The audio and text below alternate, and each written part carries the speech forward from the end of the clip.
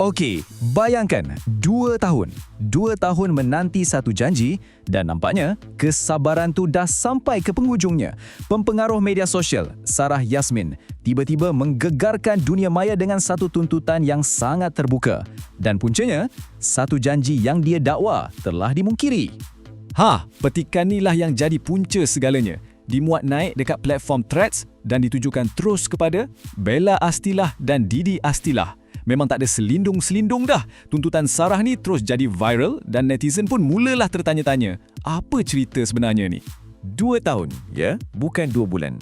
Menurut Sarah, itulah tempoh masa dia pegang janji dan tunggu satu penjelasan dibuat secara terbuka kepada semua orang. Lama itu. Jadi, apa sebenarnya yang Sarah tuntun? Persoalannya, walaupun nampak mudah tapi cukup tajam. Dia kata, kalau betul ibunya pernah diberitahu yang dia ni bukanlah seorang penyondol, kenapa perkara tu tak pernah dijelaskan kepada orang ramai? Kenapa kebenaran tu seolah-olah disimpan selama 2 tahun? Dan sepanjang tempoh berdiam diri tu, Sarah mendakwa dia terpaksa lalui macam-macam. Bukan setakat kena kecam dengan orang ramai, tapi siap ada ugutan dan tekanan lagi. Tapi dia tetap pilih untuk senyap. Kenapa? Katanya, demi nak jaga nama baik pihak-pihak lain dan yang paling penting, nak lindungi anak-anak mereka. Tapi, setiap kesabaran tu kan ada hadnya.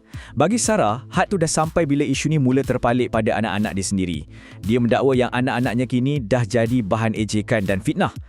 Yang ni dah kira red line lah bagi dia, sesuatu yang dia tak boleh terima langsung. Dan inilah sebabnya kenapa dia bersuara sekarang. Dengan lantang, Sarah cakap, saya sudah penat hidup dalam keadaan kepalsuan.